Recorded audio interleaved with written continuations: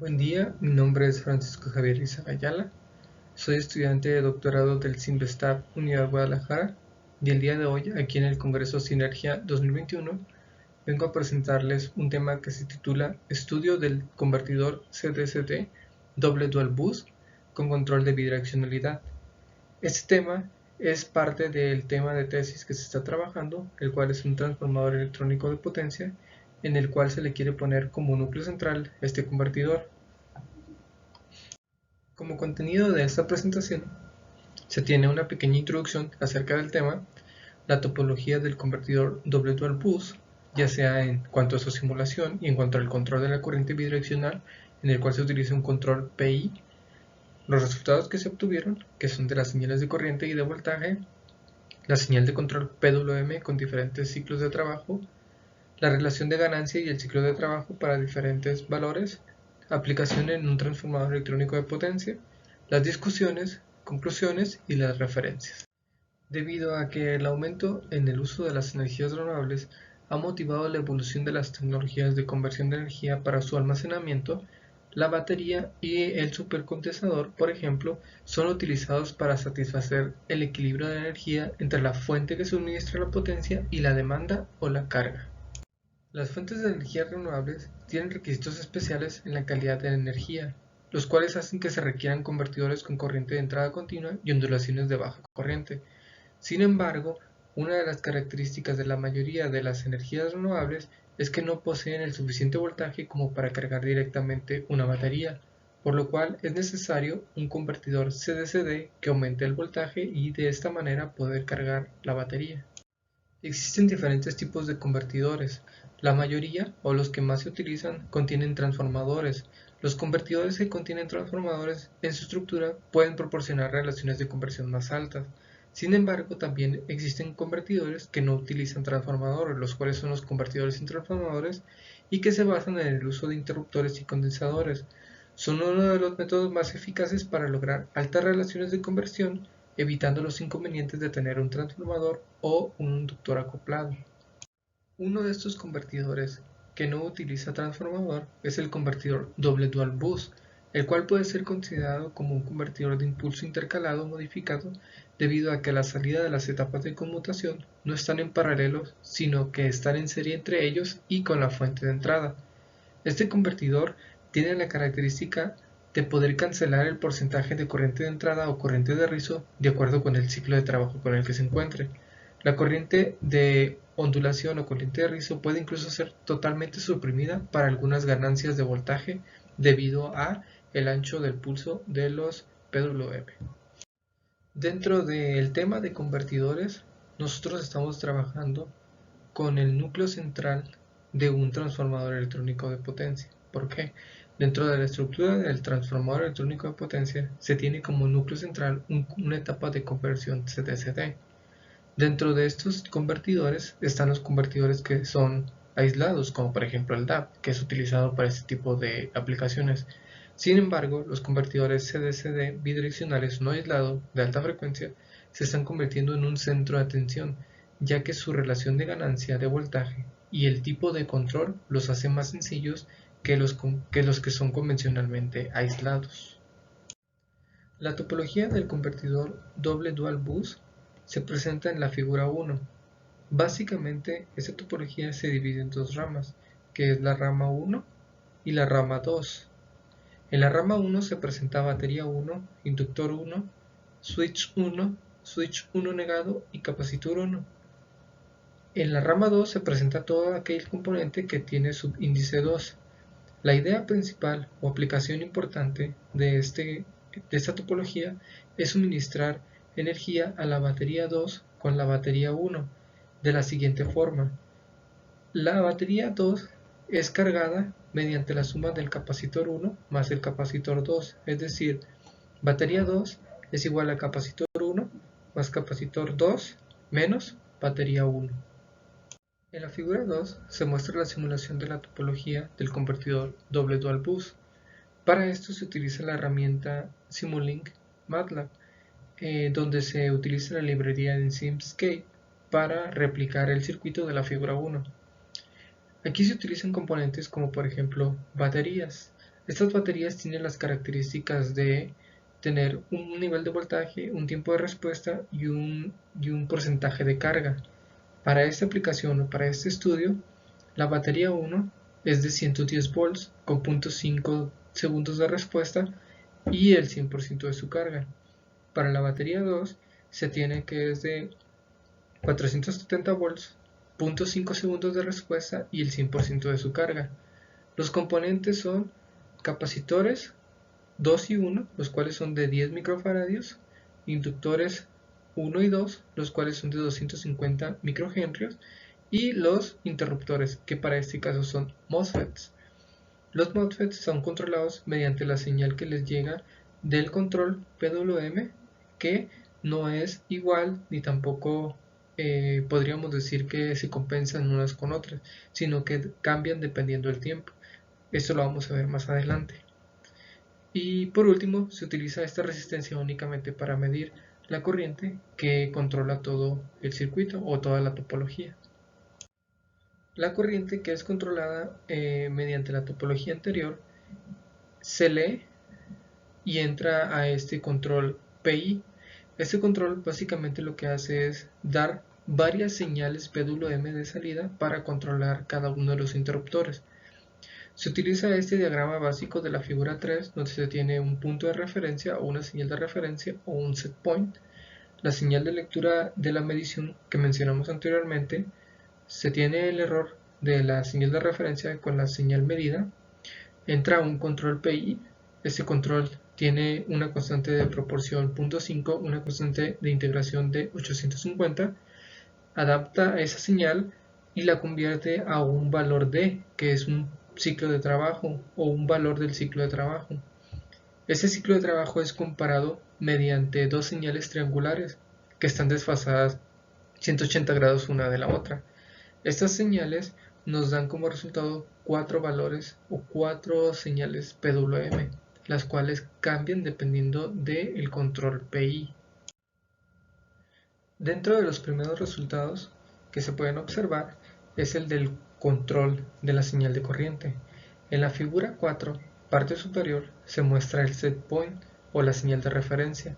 Nosotros indicamos en la señal de referencia que tenga un valor positivo de 0.1 durante 0.25 segundos y después cambie a menos 0.1 otros 0.25 segundos, es decir, durante 0.5 esa señal va a cambiar de un valor positivo a un valor negativo. Eso significa que nosotros queremos que la corriente fluya hacia un lado y después fluya en sentido contrario.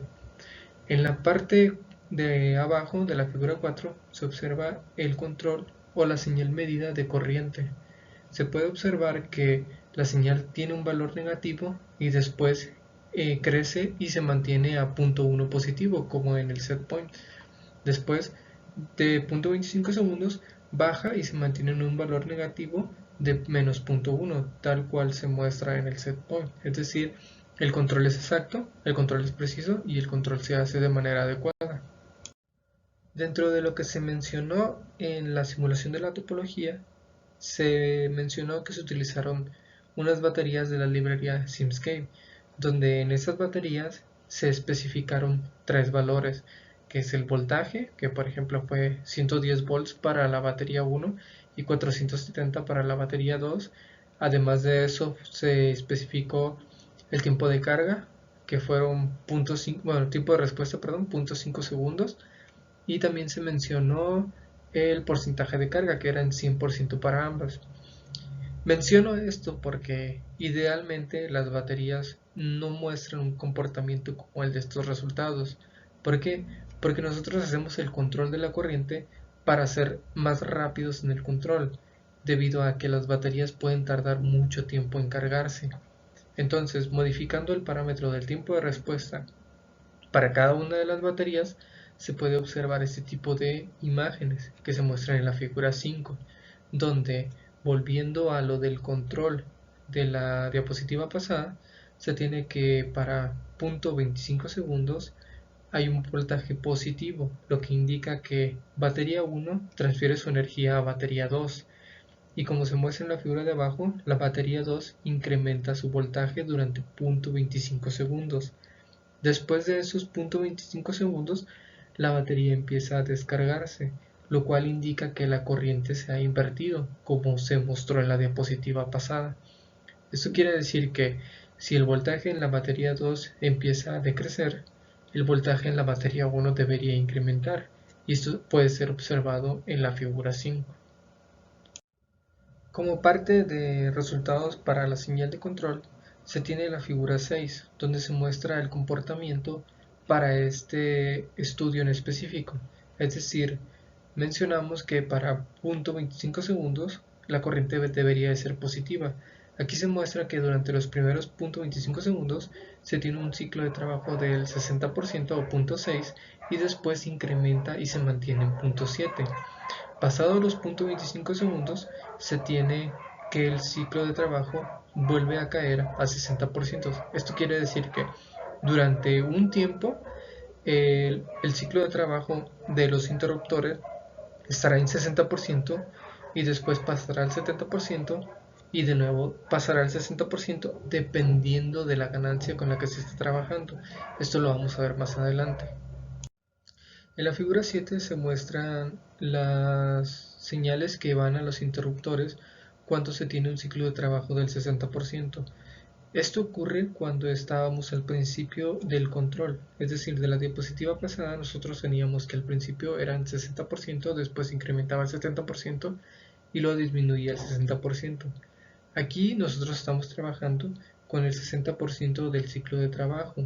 ¿Por qué? Porque estamos en un tiempo durante 0.21 segundos, que fue el principio de la señal.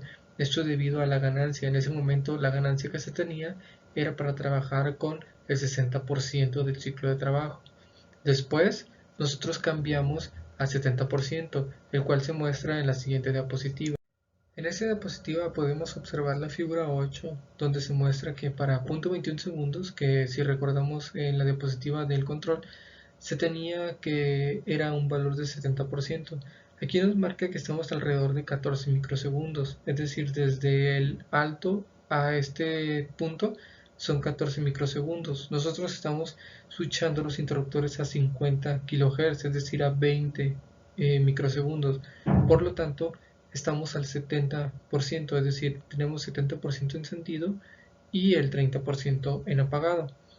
Esto para cuando tenemos este tiempo en específico. De nuevo, el ciclo de trabajo está relacionado con la ganancia que se tiene, ya que esta se va a ir modificando dependiendo de cuánto es el nivel de voltaje de entrada y cuánto es el nivel de voltaje en la salida, como se muestra en la siguiente diapositiva.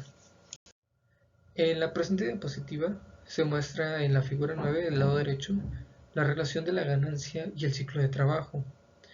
Nosotros hemos mencionado que el ciclo de trabajo de los interruptores depende de la ganancia con la que se esté trabajando. En la tabla que se muestra del lado izquierdo se tienen los valores del ciclo de trabajo para diferentes ganancias. Aquí tenemos dos ciclos de trabajo, que es ciclo de trabajo 1 y ciclo de trabajo 2. Ciclo de trabajo 1 hace referencia a cuando la batería 1 transfiere la energía a batería 2 y ciclo de trabajo 2 hace referencia a cuando batería 2 transfiere la energía a batería 1. Para cuando tenemos una ganancia igual a 1, que es decir, tenemos 110 volts en la batería 1 y 110 volts en la batería 2, tenemos un ciclo de trabajo del 20% cuando se transfiere la energía de batería 1 a batería 2 y tenemos del 5% cuando se transfiere la energía de batería 2 a batería 1 y así sucesivamente. Si nosotros en este estudio o para este caso de estudio específico trabajamos con 110 volts en batería 1 y 470 volts en batería 2, los cuales son voltajes que se esperan para el proyecto de tesis, se tiene una ganancia de 4.27. 4.27 debe de estar pues entre 4 y 5, obviamente. Aquí para 4 nos dice que el ciclo de trabajo cuando transfiere de batería 1 a batería 2 debe de estar de 63% al 71%. Nosotros teníamos 60 y luego 70. Y cuando se transfiere la energía de batería 2 a batería 1, se debe de tener arriba de 59 y abajo de 65. Nosotros teníamos el 60%. Eso significa que el ciclo de trabajo con el que estamos trabajando, o más bien la ganancia con la que estamos trabajando, nos da un ciclo de trabajo no muy ancho con el cual nosotros podemos trabajar sin tener que saturar a nuestros interruptores. Ya para finalizar, dentro de la aplicación que se propone, la cual es el transformador electrónico de potencia, nosotros tenemos diferentes tipos de transformadores electrónicos de potencia, que son dependiendo del escenario, que es por ejemplo de escenario 1, que es nada más una conversión de AC a AC, de escenario 2, que son de conversiones AC, DC, DC, con un enlace mediante un capacitor, dependiendo si es de alto voltaje o de bajo voltaje. Y tenemos este tercero, que hace referencia a el convertidor básico que se ha estado mencionando, donde tiene un núcleo central, un convertidor de CTC. El convertidor central tiene la característica de estar enlazado con un elemento que está energizado del lado izquierdo y otro elemento que tiene energía del lado derecho.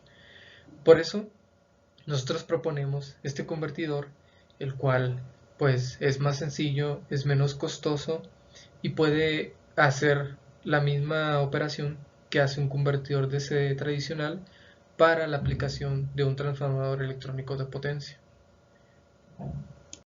Ya para finalizar como parte de las discusiones, pues se tiene que el convertidor propuesto posee características altamente deseables para una aplicación bidireccional, como es el caso del transformador electrónico aplicando el manejo de la flexibilidad en una red eléctrica moderna, donde existen inyecciones de energía provenientes de diferentes fuentes.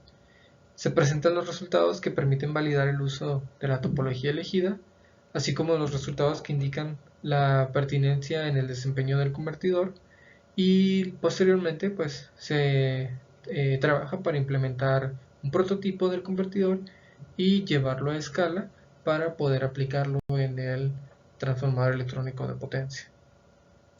Y ya para concluir, se tiene que pues la propuesta de este convertidor ha demostrado un correcto funcionamiento en cuanto a la distribución de energía entre sus baterías. También se ha demostrado que las señales PWM son fáciles de controlar, lo cual lo vuelve un convertidor muy sencillo para diferentes tipos de aplicaciones. También nos demuestra que puede ser aplicable para la idea del transformador electrónico, ya que el transformador básicamente lo que va a tener es elementos con energía de un lado y de otro, los cuales pueden ser transferidos, es decir, puede transferirse energía de una rama a otra. Y otra de las cosas que también se concluye es que debido a que su relación de la ganancia con el ciclo de trabajo no afecta en el sentido de que tenemos ciclos de trabajo muy grandes, evitamos el estrés en los interruptores. Y ya por último, les dejo las referencias por si a alguien le interesa obtener más información sobre el convertidor doble dual bus o sobre los transformadores electrónicos de potencia.